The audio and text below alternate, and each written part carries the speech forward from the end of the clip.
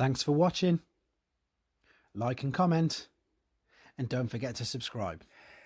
Hello everybody, this is Toys R Us, and for this new figure unboxing and review we're going to be looking at the Buzzwirthy Bumblebee Studio Series B127 figure. So what we're going to do in a second in this video, we're going to unbox him live, have a look at the entire contents of the packaging. We're then going to have a detailed look at him in both of his modes to help you decide how you want to display him.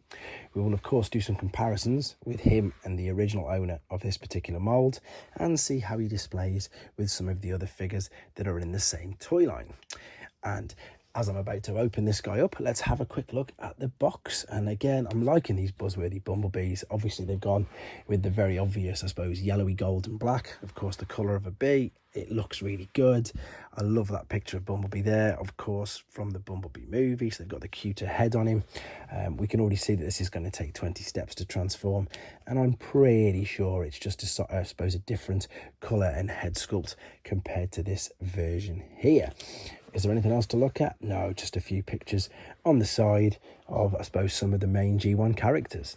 So let's start to cut this open. And of course, as I'm cutting this open, I have to thank a person called Tim Banerjee, who I'm so proud to say is one of my friends now. He's well known in the collecting Transformers, I suppose, industry. Really, really well known. He does box restoration and everything. But what he did, he went on a business, well, he went away with business and I didn't even know. And I got a phone call really late one night. It was a FaceTime and he was in a Target in America and he basically just said, "What do you need?" So that's how I ended up with this. Right, so we've got the, of course, I suppose this is now the industry standard backdrop there from, of course, the Bumblebee movie. We've got the instructions in the Buzzworthy Bumblebee colours, and there he is. Yep, looks pretty much exactly the same. So what I need to do is set him free from there and we'll come right back and do some first impressions.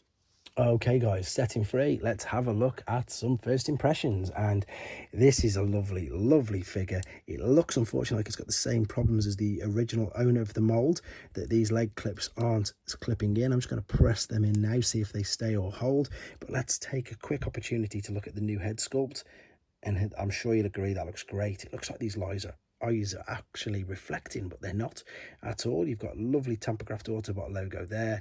Articulation wise, of course, the head is on a ball and socket, so you've got full rotation. Shoulders a ball and socket, bicep flexion, waist, hips ball and socket, knees bending out, ankles rocking and tilting.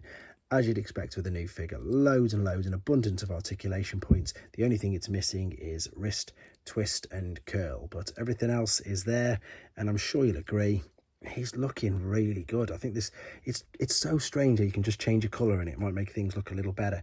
I'm actually thinking that this version looks much better, to be honest. So what we're going to do before we do some comparisons and stuff, let's have a detailed look at him in his alternate mode. So then, here we are. We have him in his alternate mode, and as I mentioned before in the other video on the B127, I'm really, really liking this alternate mode. I think it looks great. I think the new colour scheme works even better, and the main reason for that is because the colours blend far better.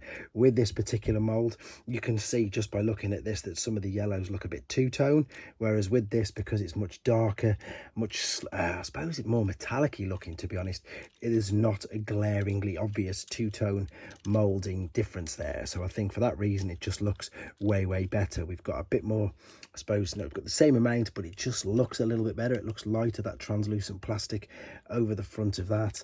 The wheels, of course, have got the nice detail either side of it. Everything's all tucked underneath. Again, apologies for no transformation process in this video because of the nature of the length of how long it takes, and I don't really want to spoil it for people because it is quite clever. It is uploaded onto a separate video.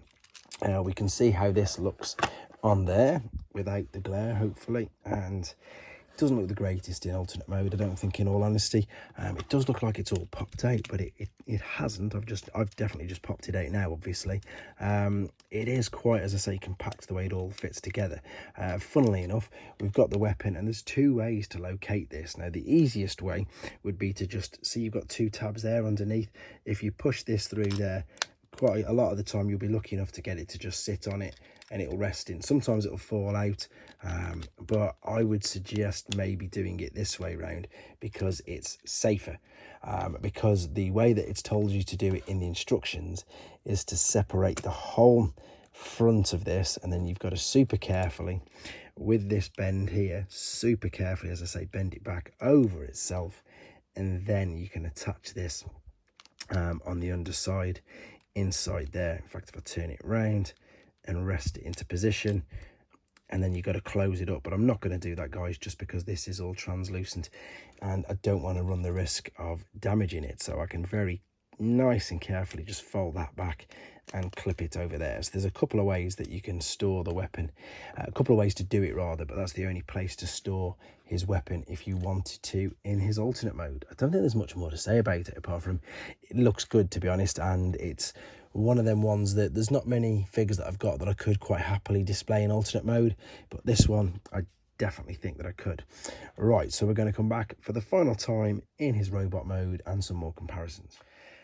Okay then, back for the final time in the robot mode, and this is again the way that I'm going to choose to be displaying him.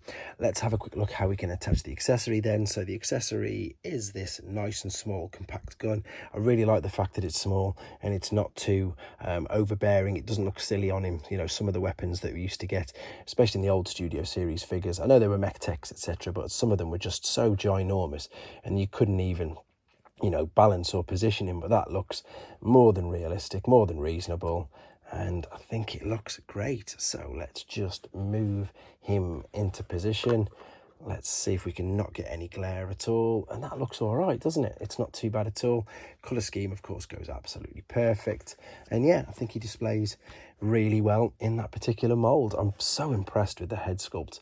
I think it looks great, and even this bit, I didn't mention this in the first part, yes, there's a lot of back kibble, but even with all that back kibble and even on the most uneven carpet in the world, he still will balance no problem whatsoever. So we'll have a quick look again with him up against the original owner of the mold, just with a different head sculpt, and you can probably see what I was on about with regards to the two-tone yellow. Also, it seems as well that these, although they don't fully clip in like I've mentioned on that, they're nowhere near as loose, so it looks like they might have sorted that out, but I think they look great together. They do look good. This guy, as I say, has the problem with the two-tone and the fact that these are much, much looser. The colour scheme on this, I think, works better, and I prefer the head sculpt on this one as well, to be honest. So let's move him out of the way, and let's just do a couple more of these comparisons to give you an idea. So this is, I suppose, the tallest deluxe Autobot I've got so far. This is the smallest, apart from Ravage, I know, but Decepticon.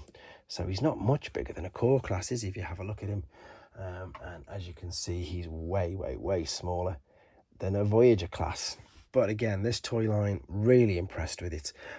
Looking forward to getting RC and Ironhide when they eventually come out, and interesting to see what else they're going to do. I imagine we're going to get a few more Seekers because they're going to keep using the same molds, and yeah, maybe more Cliff Jumpers again because of the mold with this. But there you go, guys. Hope you enjoyed looking at him. Hope it helped with your decision if you wanted to get one as well. Let me know what you think. Which one do you prefer? Do you prefer the Buzzworthy version, or do you prefer the standard Studio Series version? Let me know, guys. Take care. Thanks for watching. Like and comment, and don't forget to subscribe.